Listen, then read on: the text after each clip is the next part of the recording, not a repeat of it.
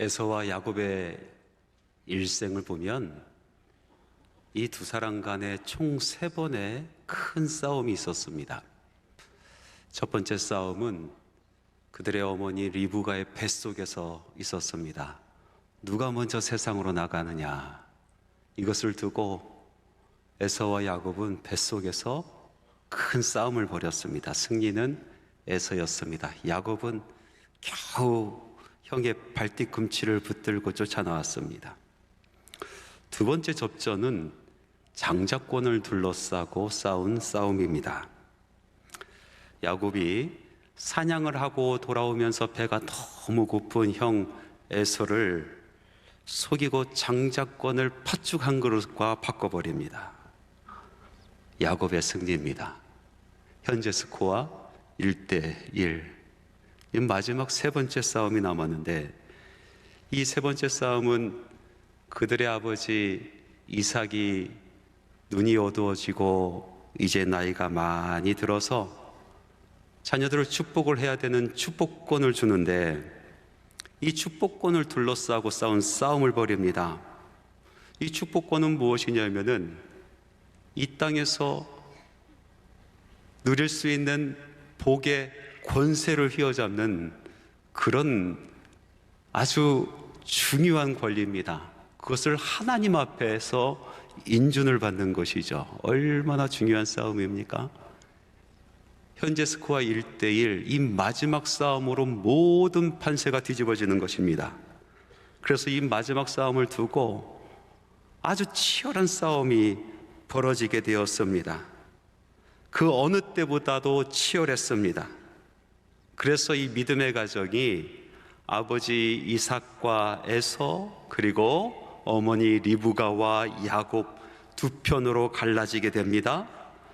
그리고 첩보 영화에서만 나올 수 있는 그런 속고 속이는 이야기가 펼쳐지기 시작하는 것입니다. 이 집안의 이야기를 보면서 혹시나 우리들의 삶이 이렇지는 않은가, 하나님 앞에서 숨기고 싶은 우리의 민낯이 낱낱이 드러나는 그런 이야기는 아닌가 싶습니다.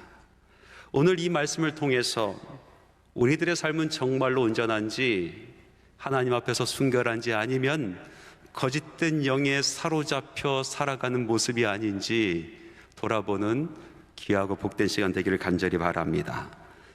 먼저 아버지 이삭과 에서의 거짓을 살펴봅시다. 그들은 자신의 욕심과 욕망과 뜻을 위해서 하나님의 뜻을 저버리고 음모를 꾸며내기 시작합니다. 싸움을 걸어오는 측은 먼저 아버지 이삭 측이었습니다.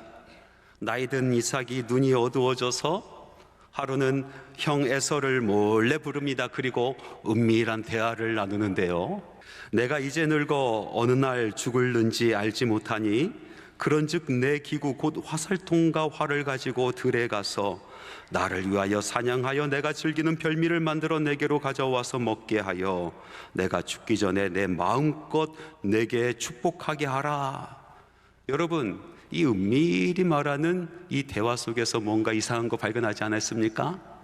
3가지 이상한 점이 있습니다. 첫 번째, 이것은 하나님 앞에서 인준받는 축복권에 대한 놀랍고 귀한 행사인데, 그런데 하나님에 대한 이야기가 나오지 않습니다. 하나님의 뜻에 대한 이야기가 나오지 않고 온통 나와 너에 대한 이야기만 가득 차 있습니다. 특별히 나에게 집중되어 있습니다. 말씀을 보니까 내가 이제 늙어 나를 위하여 사냥하고 내가 좋아하는 별미를 만들어서 다른 사람 말고 내게로 가지고 오고 내가 죽기 전에 내가 내 마음껏 축복하기를 원하노라. 다 자기 얘기예요. 하나님의 뜻은 없습니다. 하나님께 기도하고 하나님께 인중받는 이 귀하고 귀한 그런 영적인 일에 하나님의 생각은 없고 하나님께 영광 돌릴 일은 없습니다. 온통 자기 중심입니다. 두 번째 이상한 점은 무엇이냐면은 이렇게 귀한 집안의 일에 이 일을 은밀히 진행하고 있다는 것입니다. 믿음의 가정에서 자녀들을 모으고 축복을 하는 것이 얼마나 중요한 행사입니까? 그러니까 대대적으로 광고해서 많은 사람들이 모여서 함께 알리고 이 귀한 거사를 치러야 되는데, 그런데 은밀히 진행을 합니다. 세 번째 이상한 것은 두 아들 중에서 한 사람만 부릅니다. 자기가 좋아하는 에서만 부릅니다. 아버지가 임종을 앞두고 자녀들을 축복할 때에 그 자녀가 좋든 싫든 마음에 들든 들지 않든 모두 불러서 축복하는 것 아니겠습니까? 하나님의 말씀에 보면은 이런 모든 축복의 장면이 나오는데, 장자는 장자의 축복을, 차자는 차자의 축복을 받습니다. 노아도 셈, 함, 야벳 모두 불러서, 비록 한 사람을 저주할지라도 모두 불러서 축복을 합니다. 아브라함도 임종을 앞두고 모두 부릅니다. 심지어는 자기가 낳은 서자까지 불러서 축복해 줍니다. 야곱도 자기가 낳은 모든 자녀들을 불러 축복을 합니다. 요셉도 그랬습니다. 그런데 오늘 말씀에 보니까 이삭은 에서만 부릅니다. 그것도 은밀하게 부릅니다. 왜 그랬을까? 그 이유는 이삭이 하나님의 뜻을 저버리고 자기 뜻을 펼치기 위해서였습니다. 이삭은요, 에서와 야곱이 태어나기 전부터 하나님의 뜻이 무엇인지 분명히 알고 있었습니다. 창세기 25장에 보면은 에서와 야곱이 태어나는 장면이 나오는데, 이삭에게 아주 큰 근심과 걱정이 생겼습니다. 무엇이냐면은 자기 아내 리브가의 뱃속에 쌍태가 있는데 이 아이들이 그 안에서 서로 다투고 있는 거예요. 서로 싸움질하고 있는 것입니다. 누가 먼저 나가는가 막 싸우기 시작했어요. 요동을 칩니다. 이런 경우는 처음입니다. 그래서 이럴 때는 내가 어찌할꼬 하면서 하나님 앞에 나가서 물어봅니다. 그때 하나님께서는 하나님의 뜻을 이삭에게 분명히 말씀해 주십니다. 그 뜻을 같이 한번 읽어보기를 원합니다. 창세기 25장 23절 말씀입니다. 여호와께서 그에게 이르시되 두 국민이 내 태중에 있구나. 두 민족이 내 복중에서부터 나뉘리라. 이 족속이 저 족속보다 강하겠고 큰 자가 어린 자를 섬기리라 하셨더라. 하나님께서 못을 박아버렸습니다. 큰 자가 작은 자를 섬기리라. 이것이 나의 뜻이고 이것이 이루어질 일이다 라고 이삭에게, 축복권을 가지고 있는 이삭에게 분명히 이야기해 주셨습니다. 자라나면서 보니까 하나님의 말씀이 맞습니다. 장자 에서는요, 장자권에 대해서 관심도 가지지 않고 산으로 들로 자기가 멋대로 살고 싶은 대로 살아갑니다. 오히려 차자가 장자 노릇하고 있습니다. 참 미안하다. 일이 정말로 이렇게 되는 것인가? 그러다 청천벽력과 같은 소식을 들었습니다. 에서라는 놈이 그만 사고를 치고 말았습니다. 자기의 그 소중한 장자권을 팥죽 한 그릇에 팔아먹었다고 그 집안에 소문이 자자하게 났습니다.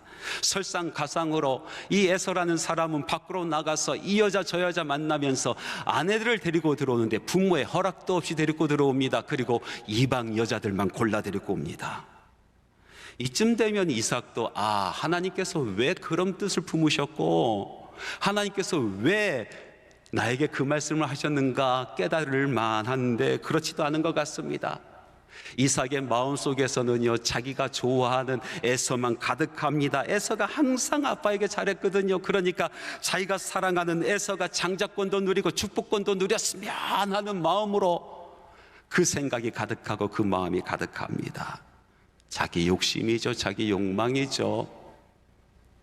저는 이 이삭의 모습 보면서 우리 안에 역사하는 거짓의 영의 모습이 이것이 아닌가 생각을 해봅니다. 우리가 비전 이야기하는데 정말로 그 비전이 하나님의 뜻 가운데 있는 비전인지 아니면 나의 욕심인지 나의 욕망인지 그것조차도 구분이 안 되는 거짓의 늪에 빠져있는 모습이 우리의 모습이 아닌가 생각을 합니다.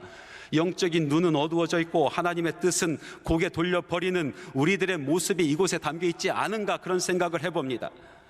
하나님께서 분명히 말씀하여 주셨고 예수 그리스도를 통하여 우리들에게 보여주셨던 하나님의 그 뜻, 하나님께서 우리를 통하여 이루고자 하신 하나님의 그 놀라운 꿈과 그 비전을 우리는 자기 고집과 자기의 아집과 자기의 욕심과 자기의 욕망으로 그것을 꺾지 못하고 하나님의 뜻을 꺾어버리며 자기의 뜻을 위하여 살아가는 그런 인생이 되어버렸는지, 우리 안에 그런 거짓된 영이 가득한지 우리가 다시 한번 생각해 볼 문제인 것입니다. 벌써 몇 년이 지났습니다.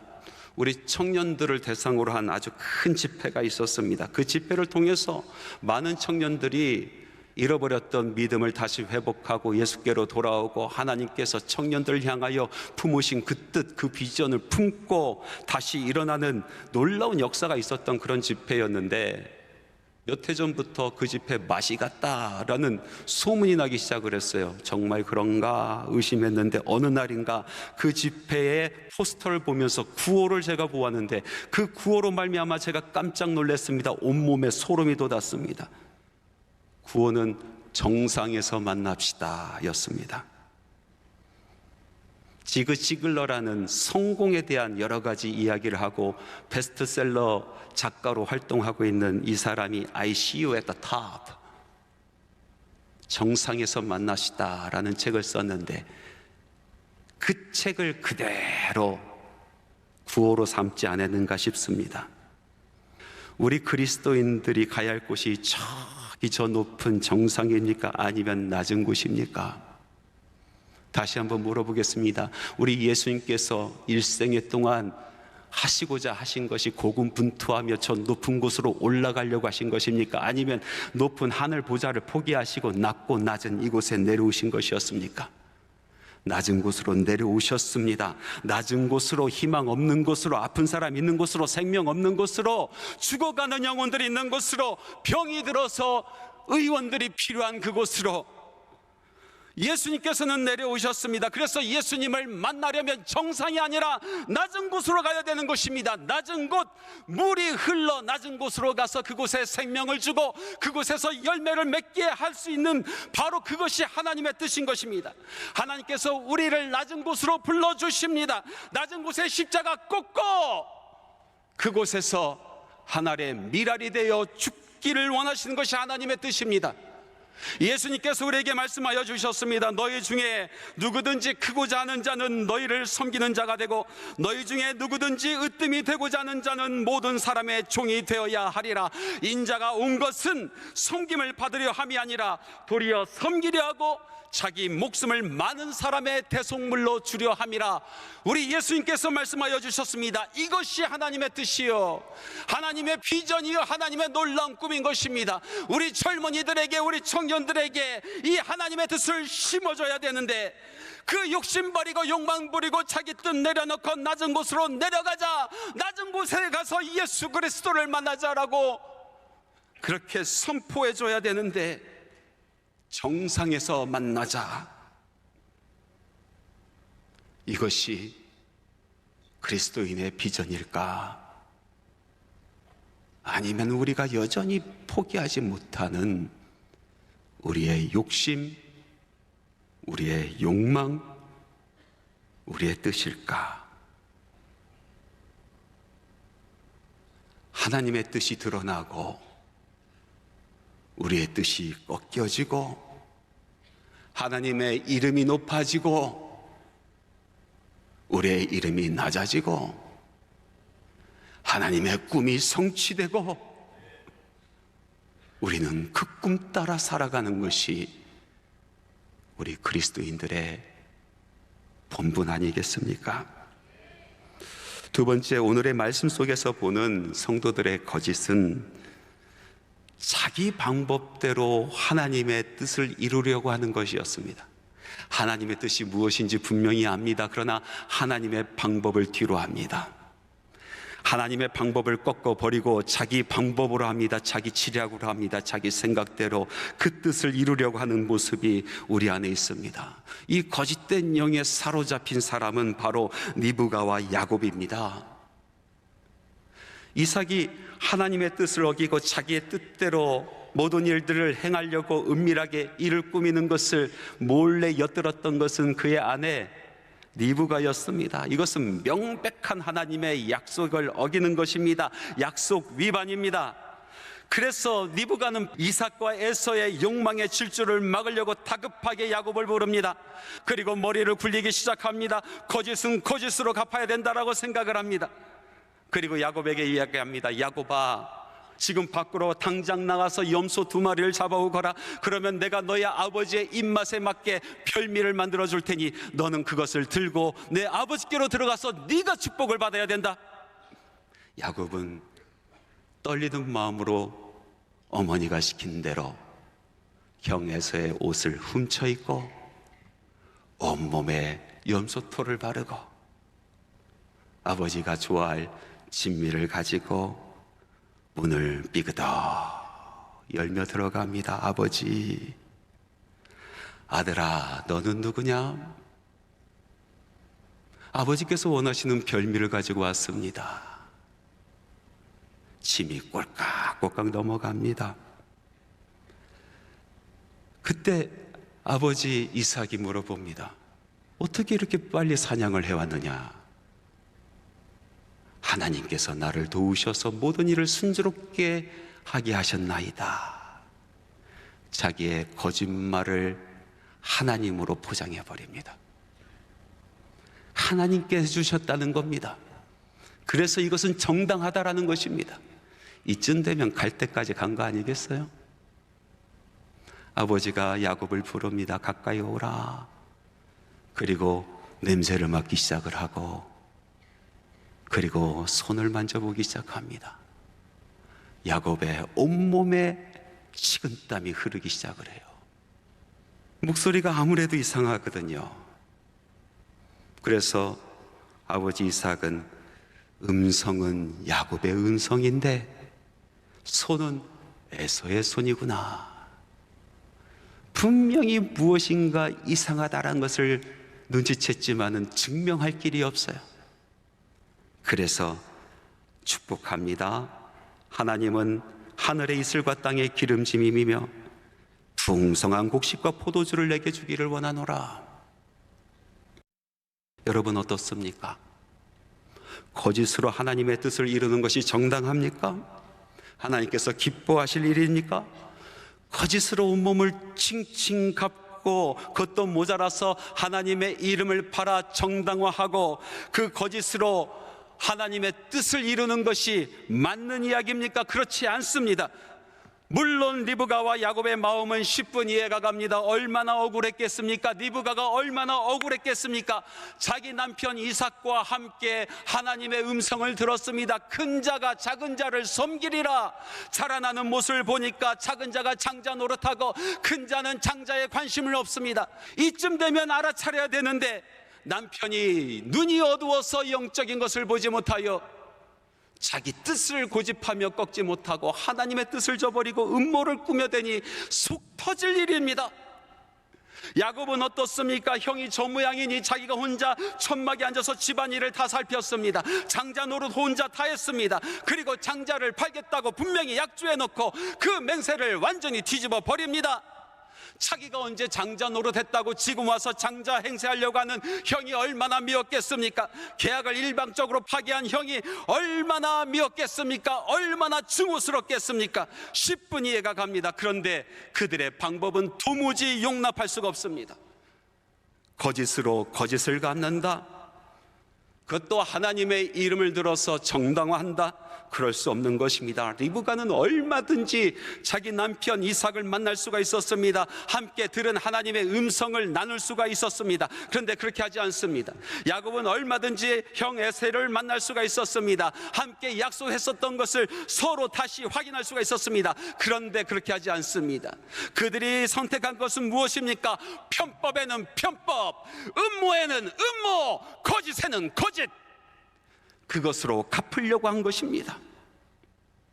생각해보면 축복하시는 분은 하나님이십니다. 아무리 사람이 자기 뜻대로 이 사람 저 사람 축복해도 하나님께서 인정하지 아니하시면 그만인 것입니다. 하나님께서 사울을 이스라엘의 왕으로 기름 부어 세워주셨으나 그를 저버리시고 다윗을 다시 기름 부어 세워주신 그 이야기를 기억하시기 바랍니다. 하나님의 뜻이 계신다라면 아무리 사람이 하나님의 뜻을 무시하고 자기가 자기 뜻대로 축복하고 자기 뜻대로 일을 만들려고 할지라도 하나님께서 인정하지 아니하시면 그만입니다. 하나님의 뜻대로 행하시면 그만입니다. 그러나 리브가와 야곱은 분에 못 이겨서, 화에 못 이겨서 하나님의 뜻을 자기 계략과 자기 방법으로 이루려고 하는 것입니다. 약속하신 하나님께서는 반드시 이루신다라는 것을 까맣게 잃어버리고 있었습니다. 리브가와 야곱, 이들 안에 있는 거짓의 영의 모습, 하나님의 뜻을 잘못 해석하고 자기 뜻대로 멋대로 살아가려고 하는 것은, 지적하는 것은 맞는 이야기입니다. 권면하는 것은 옳은 일입니다. 설득하는 것은 옳은 일입니다. 그러나 거짓을 거짓으로 대응하는 것, 음모를 음모로 대응하는 것은 하나님의 방법이 아닙니다. 의를 세운다고 하면서 거짓으로 의를 세우면 그 의가 진짜 의가 되겠습니까? 우리 안에 있는 분쟁, 모든 것이 나중에는 진흙탕 싸움이 되는 것은 하나님의 뜻을 어기고 자기 뜻대로 행하는 사람들 뿐만 아니라, 하나님의 뜻을 세운다고 하면서 하나님의 방법을 꺾어버리고 자기의 계획대로, 자기의 뜻대로, 사람의 계획대로, 계략대로, 거짓대로 그것을 행하려고 하는 것에 있는 것입니다. 그러면 하나님의 백성은 거짓에 어떻게 대응해야 될까요? 하나님의 백성은 거짓을 만났을 때 진실로 맞섭니다. 성결로 맞습니다. 하나님께서 이루어주신다라는 믿음으로 맞서는 것입니다. 40년의 광야 생활을 마치고 여호수아 장군과 이스라엘 백성은 큰 환난을 맞이했습니다. 눈앞에 약속의 땅, 적과 꿀이 흐르는 땅 가나안이 보이는데도 건너갈 수 없게 되었습니다. 그 앞에는 요단강이 미친 듯이 흘러가고 있었던 것입니다. 그런데 그 사람들이, 이 믿음의 사람들이 이 요단강을 어떻게 건너갔습니까? 사람의 계획대로, 사람의 지략대로 건너갔습니까? 아니면 남을 속이면서 거짓을 꾸미면서 건너갔습니까? 그들이 선택한 방법은 하나님의 법궤를 따라가는 것이었습니다. 하나님의 법궤를 맨 제사장들이 믿음을 가지고 먼저 요단강으로 걸어 들어갑니다. 도무지 갈라질 것 같지 않은 이 요단강을 향하여 온 백성이 한 마음을 갖고 믿음을 선포하며 나아갔습니다. 뜻하신 분도 하나님이시여 이루신 분도 하나님이심을 고백하며 담대하게 믿음의 걸음을 옮겼을 때 미쳐 날뛰던 요단강은 반으로 갈라진 것입니다. 거짓을 거짓으로 대하는 하나님의 사람들, 리브가와 야곱, 이 사람들에게 오늘 하나님께서 이런 말씀을 하는 것 같아 제 귓속에 계속 맴돕니다. 리브가야, 리브가야, 야곱아, 나의 사랑하는 야곱아, 그렇게 억울하더냐? 그렇게 원통하더냐? 너는 왜 나를 전능한 하나님이라고 고백하며 나의 능력을 믿지 아니하느냐? 뜻을 세운 자가 그 뜻을 이루실 줄 너는 알지 못하느냐? 바다에 길을 내신 이가 세일을 행한다는 것을 너희는 믿지 못하느냐? 광야에 길을 내고 사막에 강을 내시는 나 여호와 하나님이 약속한 것을 반드시 이룰 것을 너희들은 믿지 못하였느냐? 말씀을 맺겠습니다. 오늘의 말씀에 보니까 하나님의 축복을 두고 믿음의 가정이 둘로 나눠서 으르렁거리면서 서로 섞고 속이며 싸움을 합니다. 그런데 가만히 들여다보니까 이 두 부류 모두에게 거짓의 영이 그들을 사로잡고 있는 것을 볼 수가 있습니다. 한 부류는 자기 욕심 꺾지 못하고 하나님 뜻 꺾고 거짓으로 하나님의 뜻을 이루려고 하고, 또 한 부류는 하나님의 뜻을 세운다고 하며 하나님의 방법을 뒤로하고 자기 계략으로 그 일을 이룬다고 거짓의 영에 사로잡혀 있습니다. 결국 이 믿음의 가정은 풍비박산이 되어 두 동강이 나버렸습니다. 두 아들은 서로 원수가 되어서, 한 아들은 돌아가고 싶어도 고향에 돌아가지 못하는 신세가 되었고, 또 한 아들은 동생을 원수로 삼고 일평생 칼을 품고 사는 사람이 되었습니다. 그 아비와 어미는 두 아들을 동시에 잃어버리고 일평생 외롭고 허무한 생을 살게 되었습니다. 혹시 이런 모습이 우리 안에 있지 않은지요? 여러분, 사탄 마귀도 자기 집 세우려고 서로 협력하는데, 하나님의 사람이 하나님의 집을 세우고자 하면서 서로 싸우고 갈등하면 그 집안은 무너지게 되는 것입니다. 사랑하는 성도 여러분, 자기의 뜻을 이루고자 하나님의 뜻을 꺾지 마시기 바랍니다. 하나님의 뜻을 이루고자 하나님의 방법을 무시하고 자기의 계략대로 하지 마시기 바랍니다. 하나님께서 선택한 성도, 우리 그리스도인들은 하나님 앞에 나가는 성결한 사람이요 예배하는 자입니다. 하나님께서 약속하신 것을 반드시 이루신다라는 것을 믿고 선포하며 말씀 따라 살아가는 사람들입니다. 하나님의 사람으로 하나님께만 영광 돌리는 인생 되기를 소망합니다.